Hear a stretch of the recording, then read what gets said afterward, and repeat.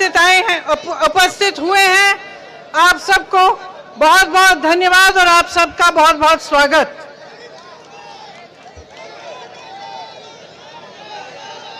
मेरा सौभाग्य है कि मैं आज इस पवित्र धरती पर खड़ी हूं। एक बार मेरे साथ बोलिए, बांके बिहारी महाराज की जय, गिरिराज महाराज की जय, जमुना मैया की जय। ये धरती मथुरा की धरती है। ये धरती अहंकार को तोड़ती है।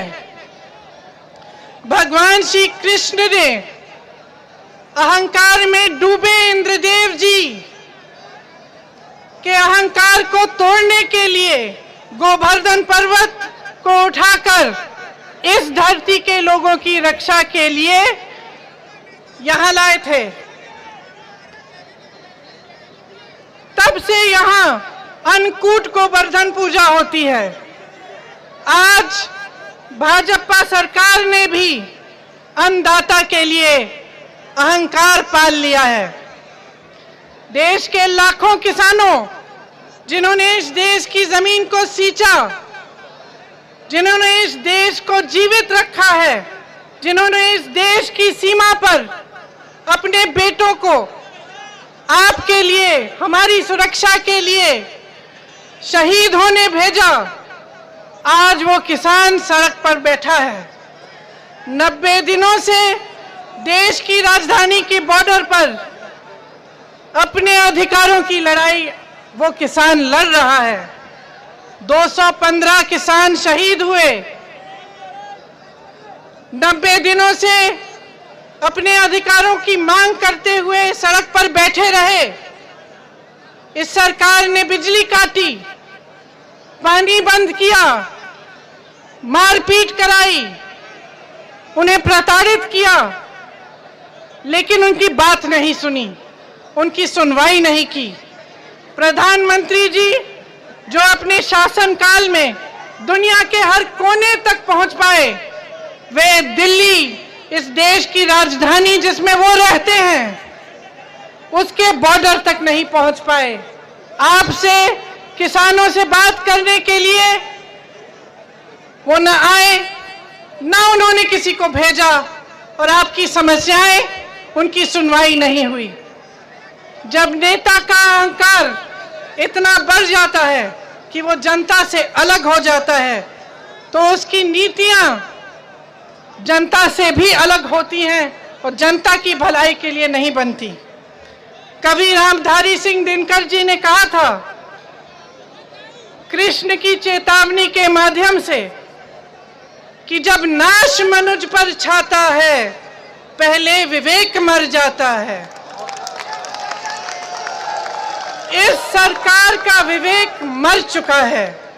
भगवान कृष्ण इनका भी अहंकार तोड़ेंगे। आप सब अच्छी तरह जानते हैं कि पिछले सालों में आलू के किसानों की कितनी समस्या हुई थी। जब कोल्ड स्टोरेज का भाड़ा आलू की कीमत से बढ़ गया था, कई ऐसे किसान थे जिन्होंने आलू सड़क पे गिरा दिए थे क्योंकि कीमत नहीं मिल रही थी। तब से आज तक क्या परिवर्तन आया है? जिस सरकार ने आपको तमाम वादे किए थे कि आपकी आमदनी दुगनी होगी, आपको बकाया मिलेगा गन्ना का, उसने आपके लिए कुछ नहीं किया।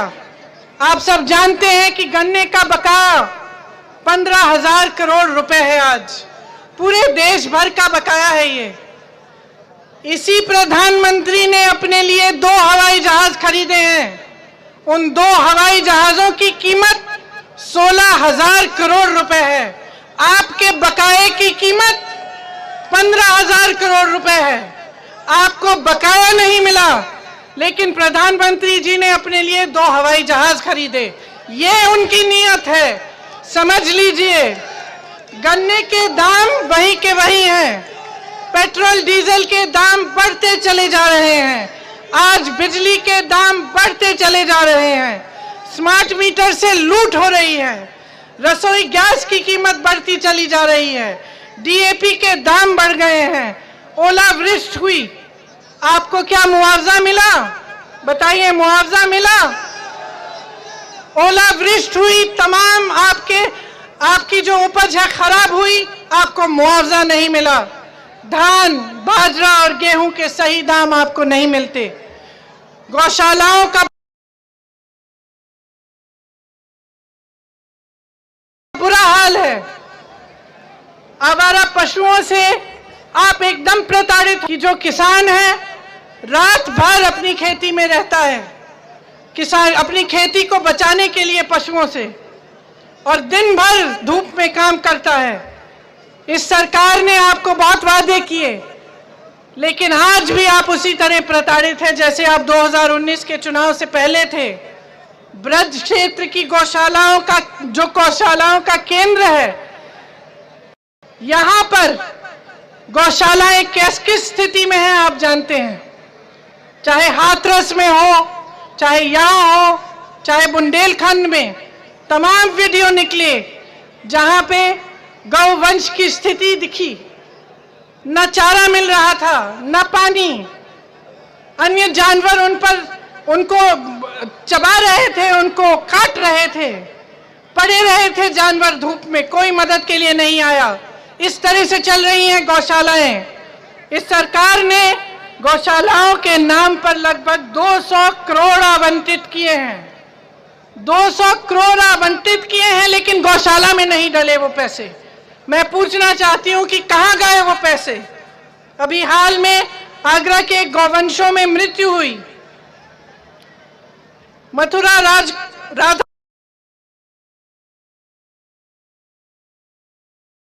कुंड नगर पंचायत की गौशाला में गौवंशों का बुरा हाल है। लोगों से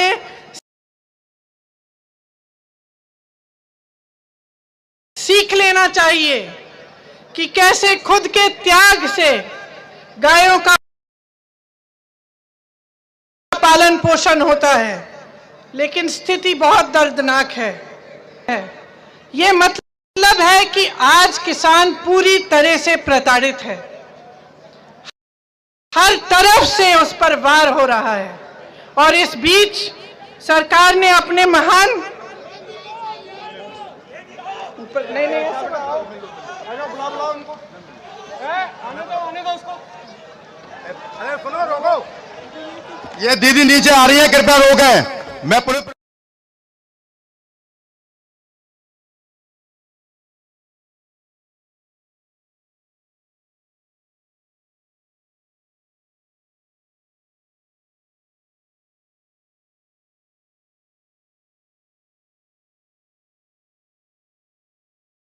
साधु महाराज आप इधर आइए, आ जाइए प्लीज। महाराज जय हो, जय जय जय। बैठ, आप बैठ जाए, बैठ सभी लोग बैठ जाएं प्लीज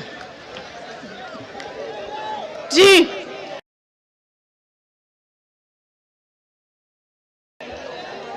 तो मैं कह रही थी, इस बीच सरकार ने अपने महान विवेक से 3 नए कृषि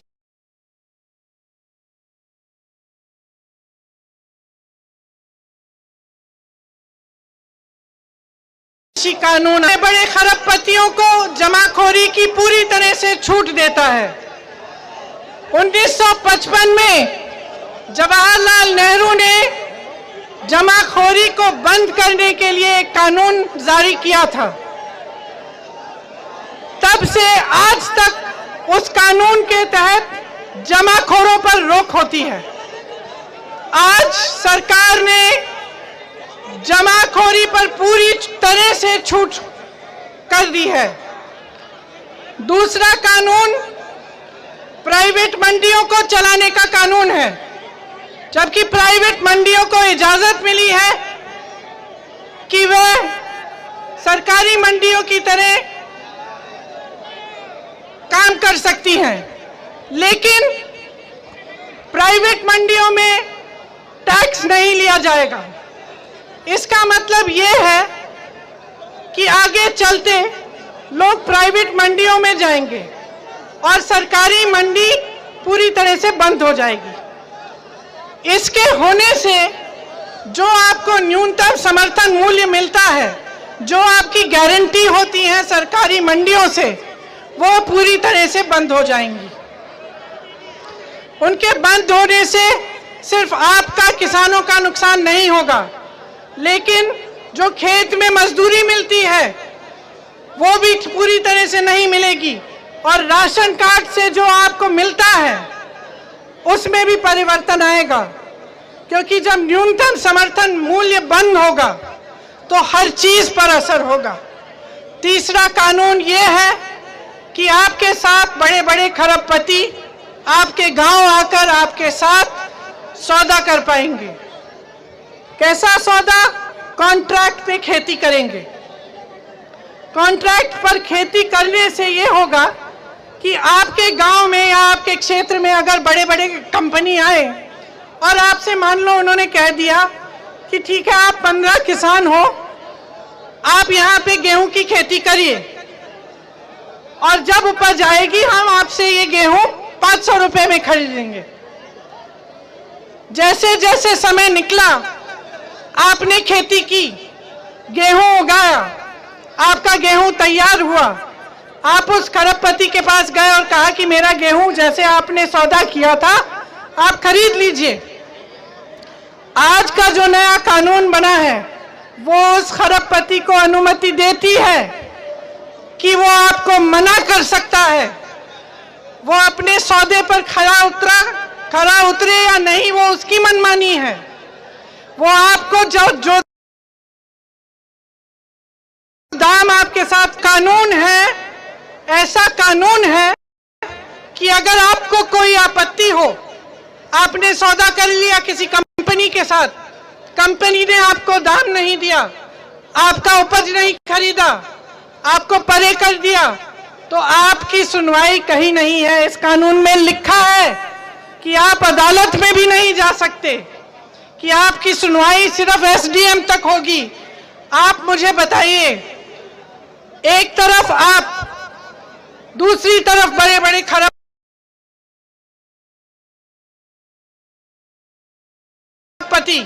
मिलेगा? कभी नहीं मिलेगा, क्योंकि ये जो कानून बनाए गए हैं इनका असली मकसद कुछ और है। प्रधानमंत्री जी कहते हैं कि आपकी भलाई के लिए बनाए गए हैं, कहते हैं कि विपक्ष के नेता आपको गुमराह कर रहे हैं, कि आप समझ में नहीं पा रहे हैं कि ये आपकी भलाई के लिए है। लेकिन मैं आपसे पूछना चाहती हूं, क्या आप एक किसान को जानते हैं, चाहे मथुरा का किसान हो, चाहे वृंदावन का किसान हो, बरसाने का किसान हो, या किसी भी देश भर में कोई भी ऐसा किसान है जिससे सरकार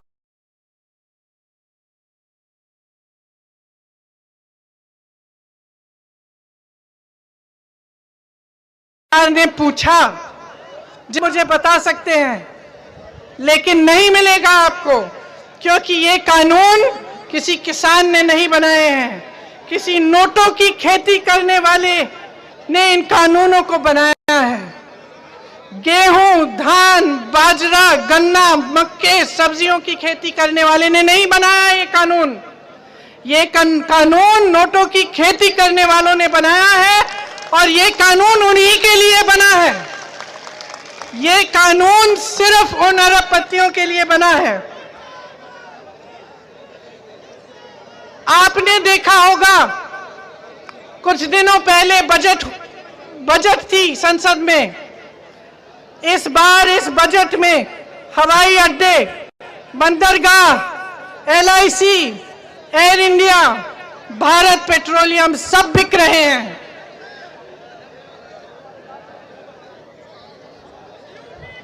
ऐसा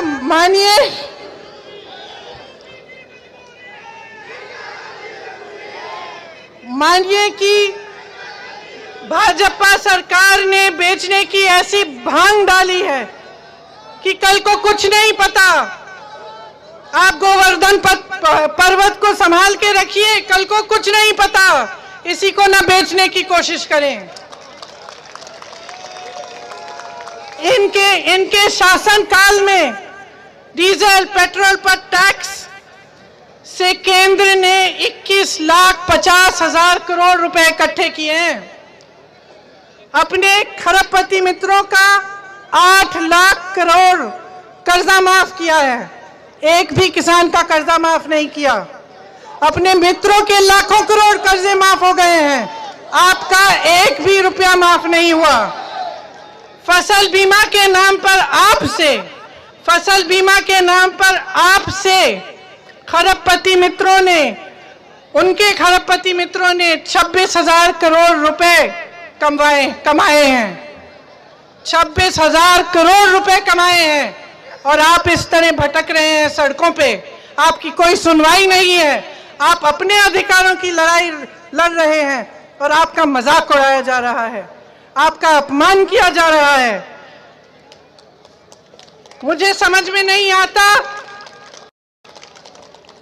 कि प्रधानमंत्री मोदी जी को किसानों से कौन सी दुश्मनी है। समझ में नहीं आता कि जब आपने ही उनको प्रधानमंत्री बनाया, जब आपके वोटों के बल पर उन्हें सत्ता मिली, तब आपको इस तरह से वो क्यों ठुकरा रहे हैं, आपको बर्बाद क्यों कर रहे हैं।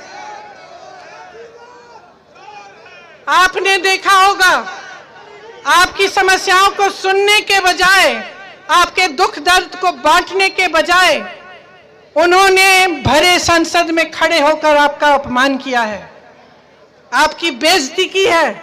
आप खुददार लोग हैं, मैं जानती हूं। आपको इन्होंने आंदोलनजीवी, परिजीवी कहा, इनके मंत्रियों ने तरह तरह के नाम बुलाए, आपको देशद्रोही बोला, आपको आतंकवादी बोला।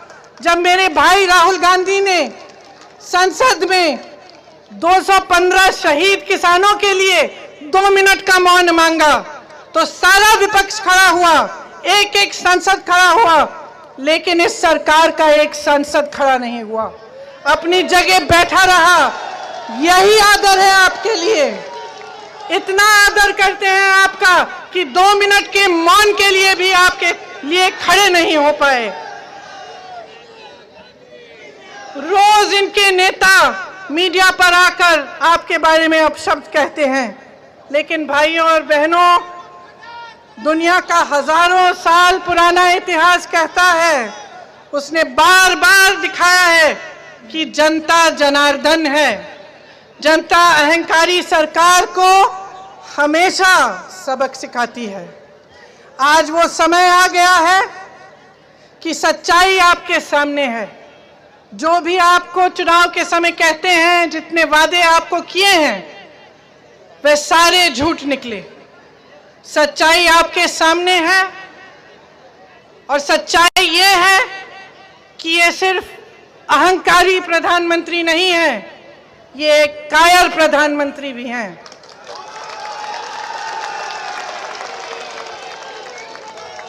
क्योंकि जैसे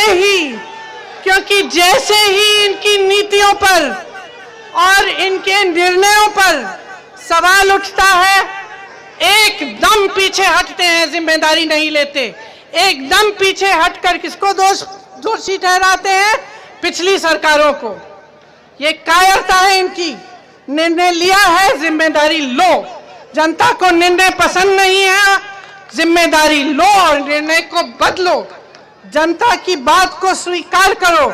ये हिम्मत नहीं है इनमें। इनमें अहंकार है और पूरी तरह से कायर है। जब पेट्रोल डीजल के महंगे दाम, इन्होंने दाम बढ़ाए, तो भी इन्होंने कांग्रेस को दोषी ठहराया। कहा कि हमें इसलिए बढ़ाने पड़ रहे हैं क्योंकि इन्होंने पहले नहीं बढ़ाए। ये कौन सी बात हुई? मैं उनसे कहना चाहती हूं, शुक्र करिए कि पिछली सरकारों ने कुछ बनाया, आपने तो कुछ बनाया नहीं है। शुक्र करिए कि कुछ बनाया, वरना आप बेचते क्या?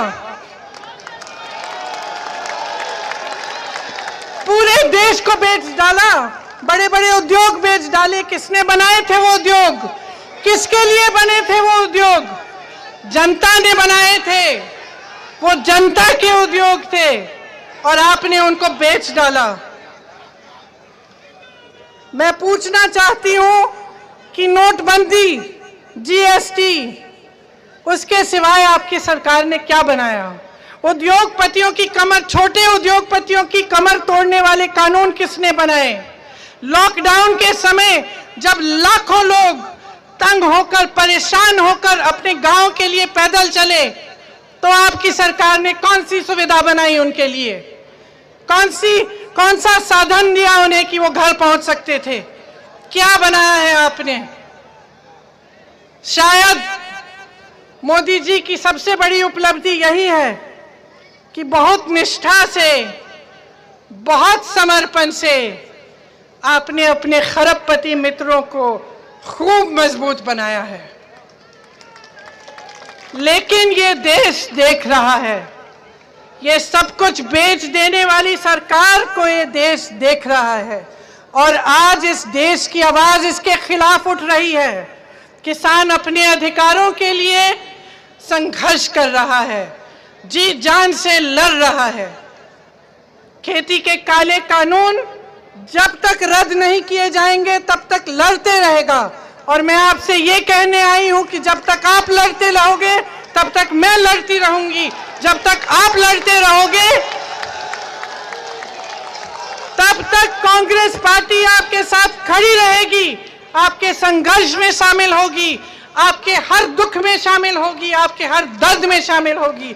और जैसे ही हमारी सरकार आएगी, इन कानूनों को सबसे पहले रद्द किया जाएगा।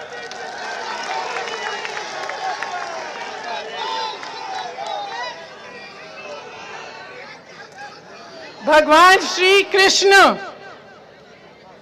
इस सरकार का अहंकार भी तोड़ेंगे।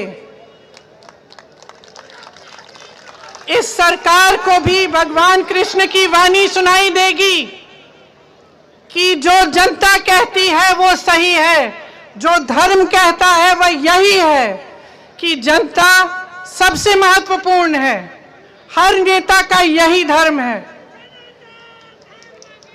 और इस सरकार के अहंकार को खत्म करने के लिए जितना भी संघर्ष करना पड़े हम करेंगे।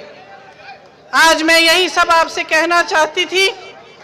यहाँ सरकार से पीड़ित कुछ लोग, एक लड़की मेरे से मिलना चाह रही थी। मैं कहना चाहती हूँ कि आप घबराइए नहीं, मैं आपसे अलग से बात करूंगी। और मैं एक बार फिर आप सबको बहुत धन्यवाद देते हुए कहना चाहती हूँ कि जो किसान भाई शहीद हुए हैं उनके लिए हम 2 मिनट का मौन रखें। धन्यवाद। जय जवान।